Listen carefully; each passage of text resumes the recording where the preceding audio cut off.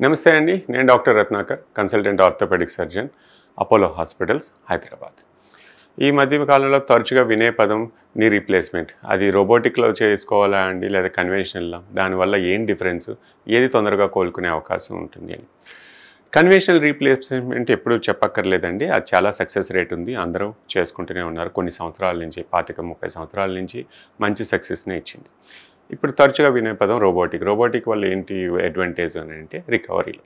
ఏదన్నా మనం చూసేది ఏంటంటే ఏది ఫాస్ట్‌గా రికవర్ అవుతున్నాం, ఏది నొప్పి తక్కువ, ఏది ఖచ్చితత్వం ఎక్కువ, అంటే ఎక్కువ కాలం మన్నిక అన్నదే ఆలోచిస్తూ ఉంటాం. సో టెక్నాలజీ అనేది పెరుగుతూనే ఉంటుందండి. రోబోటిక్ వల్ల లాభాలు ఏంటి అని అంటే తొందరగా కోలుకునే అవకాశం ఉంది. ఎందుకంటే దాంట్లో టిష్యూ డిస్టర్బెన్స్ అన్నది తక్కువ.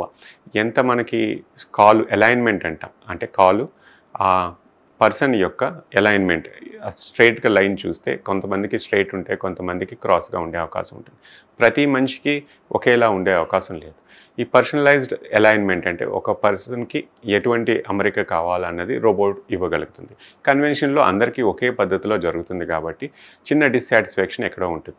ఆ డిస్సాటిస్ఫాక్షన్‌ని రోబో వల్ల తగ్గించే అవకాశం ఉంది కాబట్టి స్పెసిఫిక్ అలైన్మెంట్ అంటాం. దీనివల్ల వాళ్ళు నేచురల్‌గా ఫీల్ అయ్యే అవకాశం ఉంటుంది.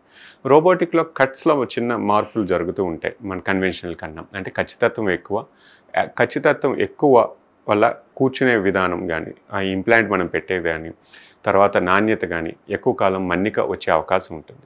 టిష్యూని తక్కువ డిస్ట్రిబ్యూట్ చేస్తాం రోబోటిక్ కట్‌లో, అంటే మినిమల్ ఇన్వేసివ్ వల్ల.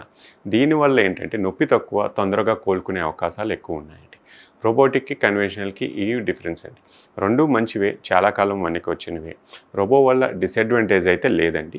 రోబో వల్ల లాభమే ఉంది తప్ప, అది ఒక ఆర్టిఫిషియల్ ఇంటెలిజెన్స్. ఆ పర్సన్ యొక్క అలైన్మెంట్ కానీ, ఆ పర్సన్ యొక్క స్పెసిఫికేషన్స్, మోకాల ఆకారం కానీ, ఇది ఇతనికి కరెక్ట్‌గా ఉంటుంది అన్న డిఫరెన్స్ కన్వెన్షనల్‌లో ఇవ్వలేమండి. అది రోబోటిక్ వల్లే సాధ్యం అవుతుంది.